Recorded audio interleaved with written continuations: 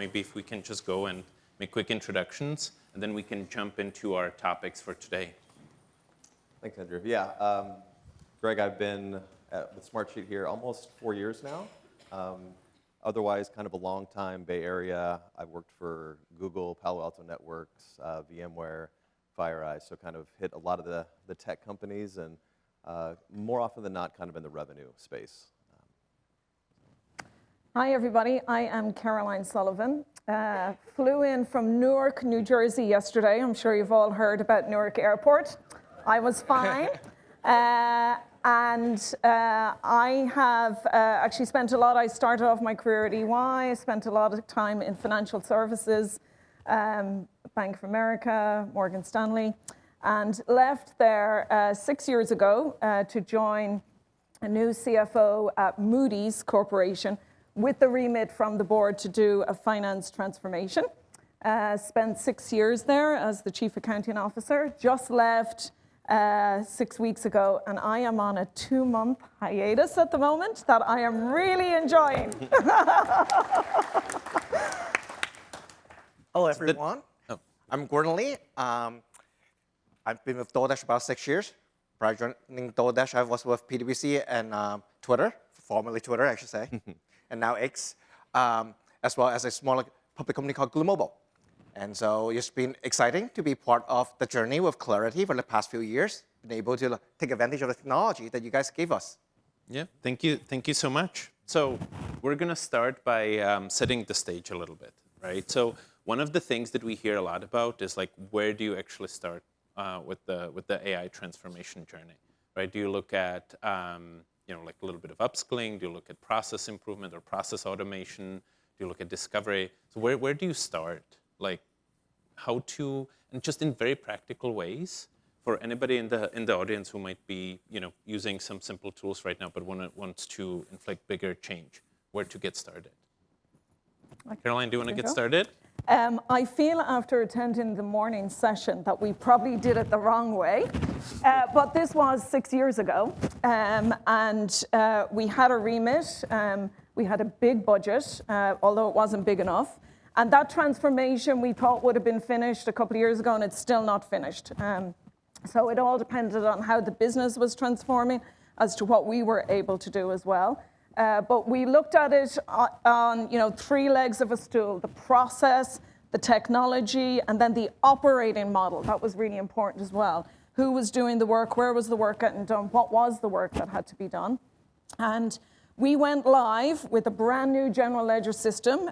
We often show our team, and I say when anybody wanted to leave Moody's, to make sure that they went to an organization that didn't operate the way we did 6 years ago, with a 20-year-old general ledger system. Excel and Word maybe were the main things that we had. And now the team has access to a state-of-the-art general ledger system. We put in SAP S/4HANA with lots of access to data. And what that meant then is, as an organization, we had to figure out what we were going to do with the data. And we actually built up a big data and analytics team within the organization to help us really understand that. We went from closing our books in 15 days a month to 5. And we really focused then on continuous monitoring throughout the month, because we could look at this data now rather than waiting until the end of the month when you're in the middle of the close. From an operating model, I actually looked at a big group of people that I had working for me, and we outsourced that work. And I swear to God, before we did that, we documented 500 procedures, and it did take us 6 months to do. And it's a pain in the neck updating them every year. So I loved what I saw this morning, and I think that would be a great benefit to anybody that's going through a transformation. If you're running into that, I'm Andrew at clarity.ai. Happy to help. Yeah. Gordon, what about you? How did you approach this? I think at the very beginning, I have a different problem statement. We are relatively kind of a newly public company. A couple of years ago, after we got public, everyone's first reaction is like, now you're a public company, and you need to be on Oracle. Mm-hmm. And I'm like, gosh, do I really want to go through a ERP implementation at this point in this growth that we're experiencing, taking people away from the work that they're doing, finding a new solution. Even though you implement a great solution, everyone still complains about it. So there's no win, essentially. So I think it was very lucky that we kind of stumbled upon some of the solutions that, such as Clarity for my refrag, that I actually can have proof point to people that you don't necessarily need the traditional solution. And because of that, we have a team of people who are able to stood up and say, hey, we are able to do all this work without increasing a lot of the kind of labor requirement, and actually makes accuracy a lot higher. And because of a small group of people who took and taste the benefit of technology is spread over time. And today, honestly, we have over 300 like transformation projects that people apply for that we actually do not approve. We tell them we don't have enough capacity. Until now, with Clarity, now I know what they propose is even right. So I'm actually super impressed with what you guys have built, like in enabling us to have the insight to know what we are doing actually truly can be measured in an appropriate way. No, totally. And Greg, where did you start? Well, normally I would recommend starting kind of small and working your way up, but we did not do that because Andrew is that good of a salesperson. So we're kind of on year 2 right now of using Clarity, right? So in kind of earlier conversations, it was easy to kind of see the benefit with how our business is structured. We were very kind of high volume, kind of a lot of smaller dollar transactions.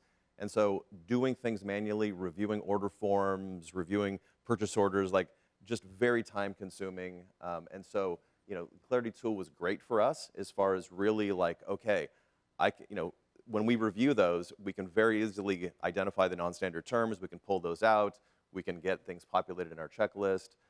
So the ROI for us was really compelling. So I would say, the ROI has to be there, and for us it definitely was. And so we kind of started big, but I think that's had some benefits to us too, because having that success, so when people start thinking about AI, we have this kind of great example that we can point to. So it doesn't seem as scary or kind of as intimidating as it may be if we didn't have that. It's very much like a go big or go home, right? Just like you shoot for the strategic bet. And Caroline, Gordon, how are you thinking about kind of like identifying the best places to start, and especially kind of like balancing okay, we're going to have some success, it might be limited, might not actually have that much ROI, but it's like it's working, it's a proof point, versus okay, I'm going to do this big thing, it's going to drive a lot of ROI, but it's going to be a longer thing, it's going to be a bigger risk I'm taking. Can everybody hear me? Oh, can you hear me now? So as I said, with regards to the organization that I worked with, we had a remit from the board, which actually required us to report back to the board, especially the audit committee, on a regular basis on our progress. So it was very important that we were working in a very controlled manner. We had implementation partners that helped us along that journey to guide us in the right direction as to what we needed to do and when we needed to do it, so that we would meet our deadline.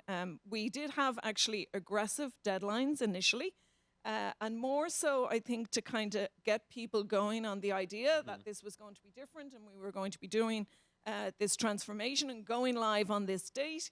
And then, as we got close to those dates, they were moved out a quarter, which was still a very aggressive time frame to actually put in a new general ledger system.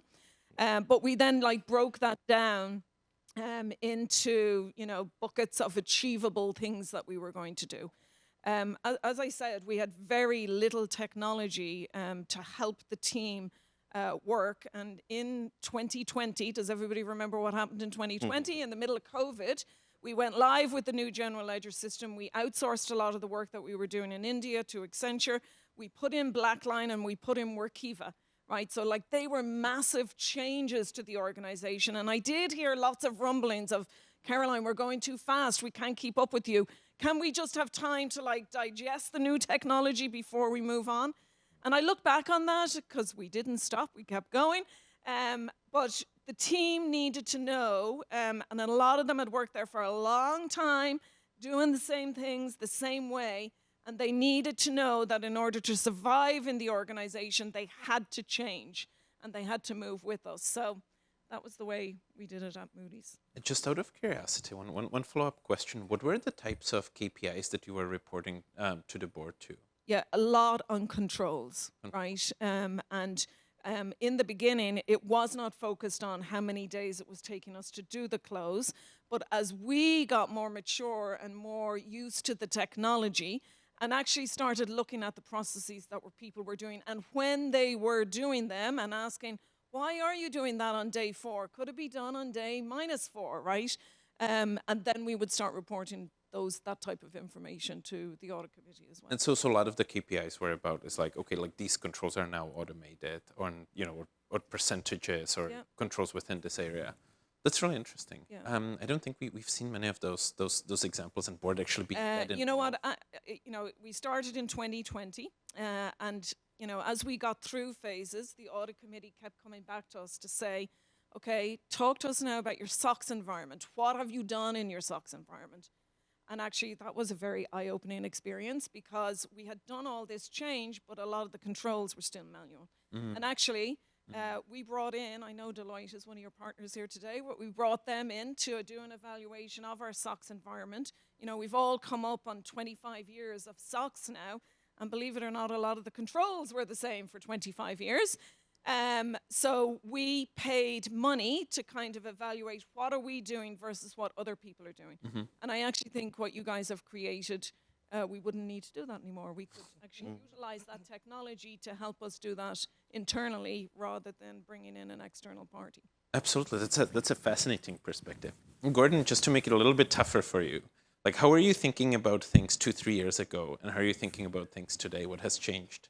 So I think 2-3 years ago, there is a very different dynamic, different technology. Everything we have today is amazingly, crazily easy to use. 3-4 years ago, when we were going through looking for automation solution, you look for RPA, you look for a bunch of coder, you look for a lot of documentation, you look for a lot of business analysts to write the requirement for you. Today, almost most of the new tool comes out are no code required. For example, Snowflake. In the past, if you don't know how to write SQL, there's no way you get anything out from Snowflake. Now, the new AI assistant allow you to write information out from the system if you know where the things are. That was not available. Second thing is mentality. I think 2-3 years ago, when everyone's just busy doing their day-to-day work, they don't have time to think about what do I need to learn to be successful tomorrow. And I think as an organization growing so fast, we have the opportunity to create the low-cost infrastructure, allow all of the processing work to be outsourced, insourced, whatever way. Then people have time to actually change from doing the day-to-day to creating automation solutions. And some of my team members actually moved from accounting to system implementation. Some of them moved from accounting to actually being a BI. As long as people are willing to learn, there's new opportunity available. And I think this 2-3 years, we're just super lucky to have the opportunity to learn and transform whatever we wish to be for our own career. Clearly, maybe it's too old for me to change now. But it's going to be super easy for anyone who wants to learn to have the opportunity to change. Yeah. That's incredible. Just to piggyback, because you both have mentioned the people aspect, right? I don't think that can be overstated. I know that was talked a little bit this morning as well. But I mean, those people that really embrace this change, right? Like you need those early adopters. You need those wins that get people excited to share those best practices, right?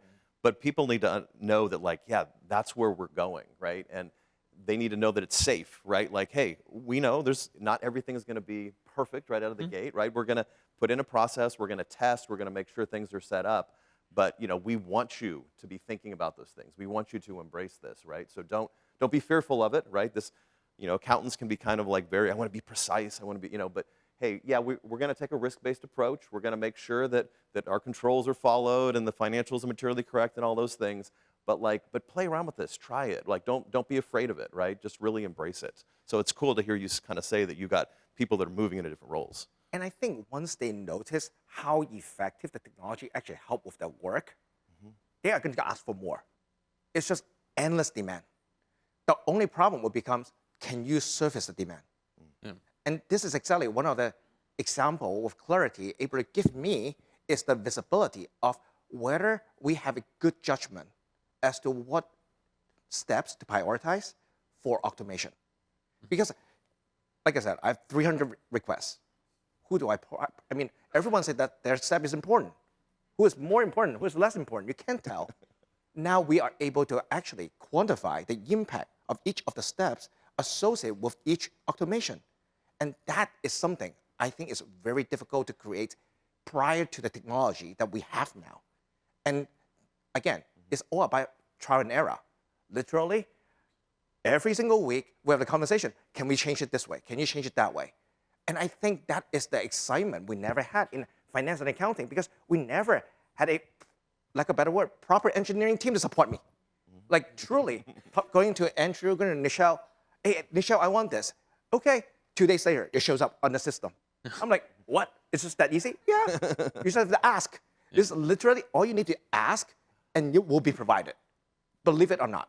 And people think it's so complicated, so difficult, and such a high kind of barrier to overcome, but it's not true. Yeah. Because a lot of things, it used to be very difficult, has become very easy. We just don't know. And just by learning, spending time to learn about all this new technology with different companies, with different kind of founders like Andrew, who constantly create new ideas on how to solve problems, and we now get a benefit of using some of those technology we never had before. And Gordon, actually, like one thing, this is something that I actually hear a lot about, like all these transformation requests, right? It's like everybody has a huge backlog, right? Wherever they're tracking it. How are you thinking about like evaluating which ones to take on? Like, what are the KPIs? What are the metrics that you're really focusing on from a company perspective? So 2 years ago, when there's no such thing called Clarity Architect, we actually measure based on the number of manual journal entry being automated. Because in order for you to be fast, there's only one way, just automate the manual journal entry. But when you automate journal entry, in the past, it's two ways. One, you either do a system integration in your ERP, or two, you do an RPA. And either one, as you grow your business, requires update. And all those updates can be very costly as well. And so I think that is one measurement that we use the dollar of how much it costs to change, how much time you save from the automation, and how much subsequent update costs you need to include as a key metrics to measure every single automation we do. Until a point in time say, oh, we now run out of money, so we stop, or we have unlimited, just go, how fast can you go? I think now it's different. Now with Clarity, we put through all of the steps. Actually, the easiest way to do it, for what I have seen thus far, is we literally ask the team, whatever you do, just go on Zoom and record yourself. Take the Zoom video, we submit to Clarity. Within 15 minutes, SOP shows up. How many videos do you have now? Right now, I think we have about 400 that submitted. And just all of those things literally happened within a very short period of time. And because people realize that how quickly you can get information. In the past, you talk to someone, SOP showed up a week later, and they tell you, oh, by the way, you got this wrong. That's not how it works. The flow chart, oh, by the way, you need to move it here, move it there. We go back and forth constantly. Now you don't. You print out 15 minutes, you read it, you like it, you don't like it, you scrape it, and then you send it back to Clarity. 15 minutes later, it comes back out. Literally, 30 minutes, you will have an actually usable document. Now, having that, so what? The next question is, you have so many documents. You have 400 of them. How are you going to read through all of them? And I think that's the next step the team has been doing, is that Nichelle creates an Excel file that downloads every single step for me. And then we're now able to populate every single step, who performs, where it is, how much time it takes. And now the system always tells me, I have improvement to make based on which step, how much time it takes, and is it even worthwhile to automate? Because in the past, without us giving you the information, telling you this step takes 5 days, or this step takes once a month 2 hours per month, and it only be done by someone in India for like $50. You don't know that. You just don't. Now you do. And so you can actually very specifically quantify the impact to know which to prioritize. Now, clearly, there's some are, it is accuracy related, it's not as obvious. That's true. And those you have qualitative assessment that you assess for those kind of prioritization. So is the key metric that you're looking for right now hours saved, basically? I think there are two ways I look at that. One is how your team react to that. Because ultimately, everything is great only if you have a great team to do it. You can give them the best tool, but if the team do not use the tool correctly, it's useless. And they'll complain all day long. Yep. It's true, right? Clearly, enough acceptance to that statement. But at the same time, if the team recognize that how they can use it effectively, how they recognize that it truly helps their life, they're not going to say no to that. They only want more of it. Yeah. And I think that is a trial and error. Yeah. First, the team needs to accept the fact that the tool is not perfect. And by you giving improvement points to the company, they will make changes and make it better. Now, some do, some don't. And Clarity happens to be one who does. And like I said, I have a weekly call with Nichelle, literally say, Nichelle, can you change this, change this, change? And my team literally every week have a list of things, go change. And like, can you get a more responsive engineering team for finance? I don't think so. If anybody needs Nishil's phone number, I have it. You guys are in trouble. It's on really old Clarity order forms from like 2020 as well. I would say in response to, can you hear me? Yeah. In response to that question, hours saved. In a big team, in a big organization, there's always a focus on how much does it cost to run that organization. And it's public information that we were on a journey to bend the curve at Moody's to meet medium-term targets that have been put out there in the marketplace. And that came back to all the senior people around the organization. The FP&A team came up with targets that everybody had to meet. And you can decide how you're going to meet those targets by maybe just doing, labor arbitrage. Where's the work getting done today? Where could we put the work tomorrow? Or by actually looking in detail at the processes and what is getting done and what is not consistent. That was one of my most frustrating things when I joined Moody's first. And it took me a while to understand the culture, but back in the day, we had an AP function in Hong Kong, and we had an AP function in London, and we had an AP function in New York. Guess what? They all did it differently. And we ended up with different processes throughout the world, right? And so by actually documenting everything and taking the time to look at all of those, you can then see how you can streamline those processes, right? And then hopefully reduce the cost that it takes to actually do that process by automating it or figuring out, how to do it cheaper, but still have all the controls in place. So there's a lot of pressure within organizations, and I think that's something that we'll never get away from. Well, I think you both are bringing an excellent point as well. Is like, how do you actually manage the change, right? Because one thing is like, okay, how do we automate the transformation insights, right? But then how do you actually get your organization, how do you get your teams ready? Do you have any insights on that? Maybe Greg, we can start with you. Yeah, I mean, it definitely, I think, is a process, right? So, for example, we use Amazon Q in our Slack to actually, we've taken, in our travel space, we've taken our policy, we've taken FAQ, we've kind of uploaded, right? So people can actually just ask a question, right? And then it can pull from the documentation. And the actual product itself works pretty well. The challenge is actually getting people to go and actually use the tool, right? Because even when we were purchased by private equity back in January, and our CEO would visibly get frustrated sometimes when he would put out FAQs and then he would get those questions back, right? So it's like, go to the FAQ, that's why it's there, So I relate to that so hard. So I think part of it is just, we've got to train people to kind of go, hey, these are the tools that we're using, go use them because they're going to save a lot of time. So I think from management perspective, kind of reinforcing that message, like, hey, here are the tools that we're using, and go use those. And I'm not answering your question. Go, go here. Just like repetition and just Right. keep pushing it back.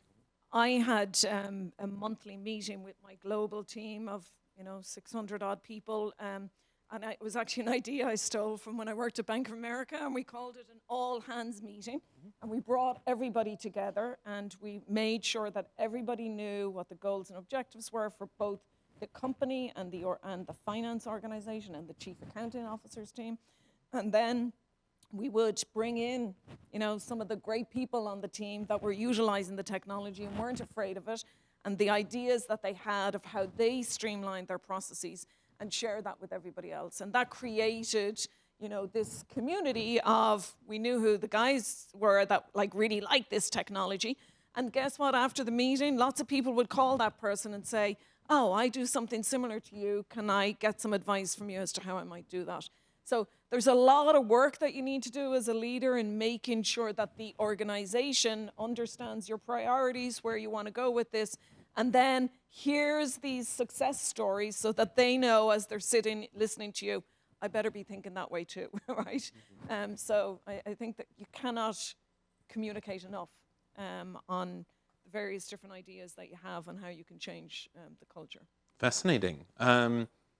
Did you kind of track what was the impact from those all hands as well?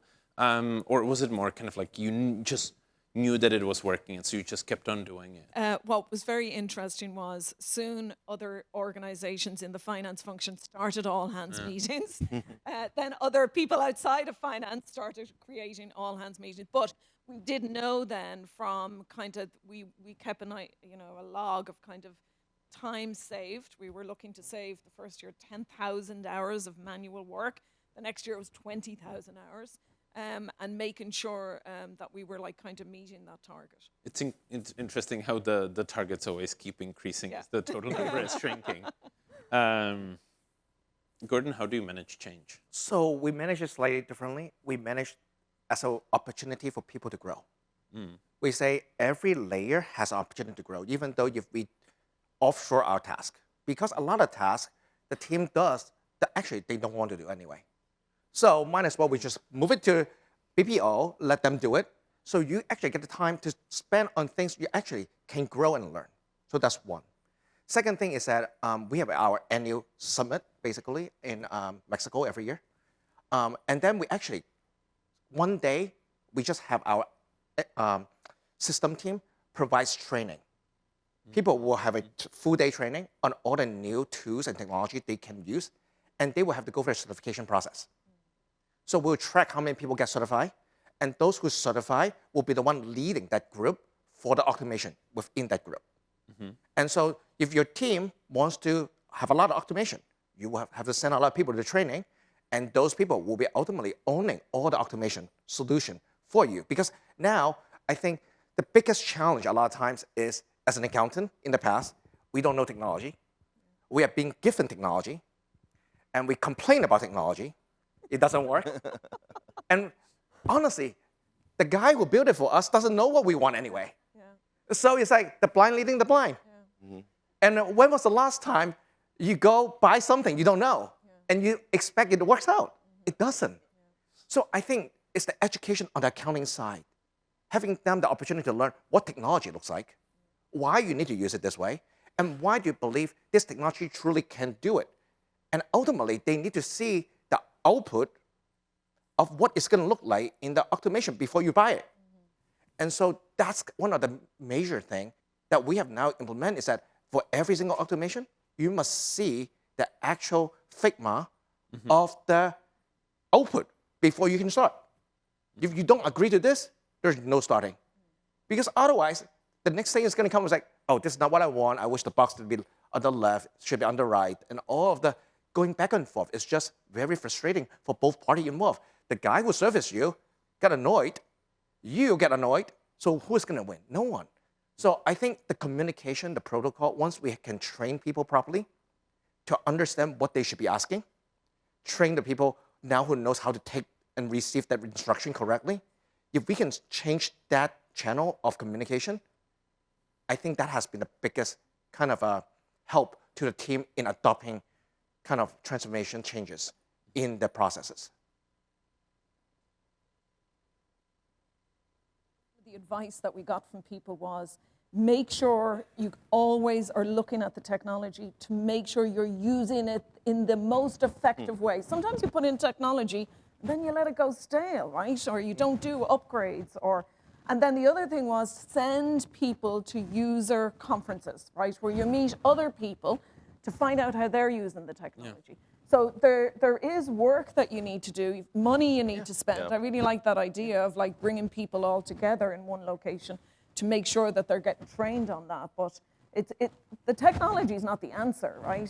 There's a lot that goes with it to make sure that they're not complaining about the technology and getting out of it what they need. So the one additional step I think we spend a lot of time on actually is post-implementation evaluation. Yeah.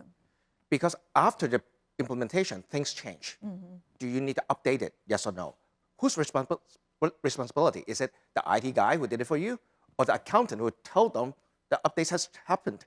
But if you know how the tool actually work, you know what to tell the IT guy what to change for the process to change. Mm-hmm. Yeah. If not, it would be like, oh, I'm just getting a file from someone. Yeah. And that was the problem in the past. Mm-hmm. Yeah, they still own it. Yeah, the business owners exactly. Still the owner of it. You know, just one benefit that we've seen in Clarity that I don't think heard yet this morning is from a reporting standpoint, like in my experience, knowing what's actually like in your order forms, in your contracts, like really hard to come by, right? So like one of the things that, you know, we've really seen be helpful is, and we have a lot of annual contracts, right? But is that we actually know, right? Who has price caps, who has price locks, who has termination for convenience, right? All of these things that if asked that, like we can pull that out, right? Our legal wouldn't be able to answer that question, right? And so to be able to have that in that spot comes really helpful. Because I've been in places before where you do a price increase and it's like the answer is, what if I had a price lock? Yeah. Well, the customer will come back and complain then, right? You're like, wow, that's or your auditors find something in their audit sample and you're like, uh-oh. Yeah, oops. Yeah. As a former attorney myself, I feel like I can make the claim that like lawyers don't give a damn about the contract after it's signed, you know? So that makes a ton of sense. And how are you thinking about like upskilling your teams from like looking 2 years ahead, 3 years ahead, right? It's like, especially with this like huge rate of change, right, that's happening. We were just talking about it yesterday at the office. It's like, you know, 9 months ago, we didn't have reasoning models, and now like a lot of what you're seeing is like enabled by reasoning models, right? And so how are you thinking about like making sure that you're steering your team not like reactively, but also proactively? Maybe Greg, we start with you. Yeah, I think it's really important, right, to be intentional about how things are rolled out and the culture that you maintain.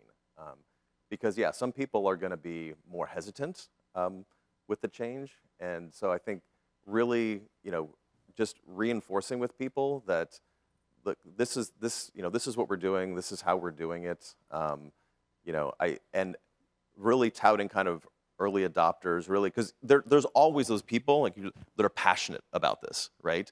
And really giving them a forum, really kind of sharing best practices, really trying to encourage that, like, look, it's not you kind of having the black box of how you do things. Like that's not a definition of success. It's how you are thinking, how you're being creative, the questions that you're asking, right?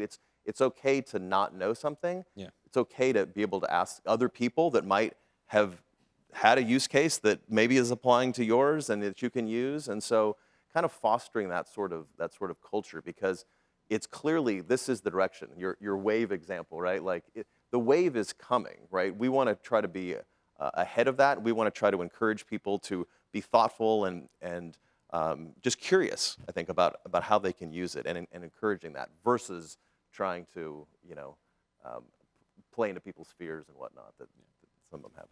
When Gen AI came out first, so Moody's is about a $7 billion revenue company, and $3 billion of that comes from our rating agency, and everybody just thinks we're a rating company, but $3 billion comes, or whatever the 3.5 billion comes from Moody's Analytics, and it's a global integrated risk assessment company built on data. So there was a real fear that if we didn't get ahead of this, somebody would get ahead of it for us. So we did, as an organization, something that I'm like so proud of. Like, we went all in, and we historically were not a company that did that when new technology came out. But we actually, the CEO and the management committee went to the board, and we came up with this program where we wanted to train all of the staff on what Gen AI was about. And we actually, we had a goal, an objective that if we got to, 85%, everybody got an additional bonus.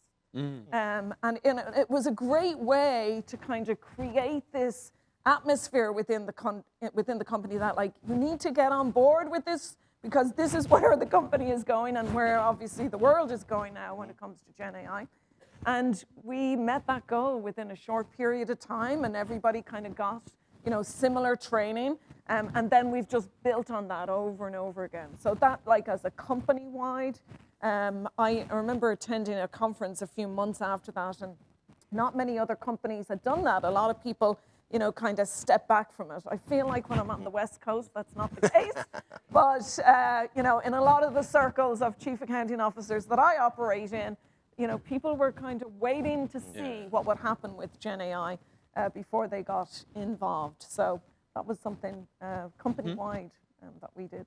It seems that, like, what you found really successful is these just, like, big, kind of very clear, ambitious goals for the whole organization. Just kind of, like, rally around the flag and just, like, push it. That's a really good point. Gordon, maybe we're going to close with you. So, like, what are the things that you're doing to basically make sure that, like, your team has the right skills 1 year, 2 years, 3 years from now? I think the way that we do it nowadays is basically it has a team to set up their own expectation. So we give an overall roadmap and say this is what we want to be at some point. But each team will be the one defining their own KPIs. What I learned is that when the team member have an opportunity to define their own KPI, they're even more aggressive than me. Because they know what they can do and they know what they cannot do. And so once they set their own baseline, they will improve upon themselves. You don't need to go monitoring and chase them. Now, for those who fall behind, you will see too. So we do like a monthly kind of ops review, basically, or every single KPI that we see, and we look at every single number and say, hey, is it improving, not improving? What's good, what's bad? But all of those is driven by them, not me chasing them. Did you look at this? Did you look at that? And I think that is a thing in terms of getting everyone understood what they need to do. They now realize that this is part of the equation of to progress in organization. And everyone wants to be part of the growth story. And so everyone wants to get rid of the one that is stopping them from growing and working on things that is growing them. And so I think giving them that opportunity and creating the right infrastructure for them to kind of put away the work that they don't want to do so that they can do something that they're more interested in, that particular environment will foster a group of change agents within your organization. Now, it's not going to be everyone, let's be clear. Some will be more eager, some will be less eager. But it's okay. The fact is that you now have a group of change agents, and this group of change agents will be the one driving all your changes. That makes a lot of sense. We actually finished a panel on time. That has never happened in my previous life. So We'll keep going. Thank you so much, Gordon. Thank you so much, Caroline. Thank you so much, Greg. Round of applause for our fantastic panelists.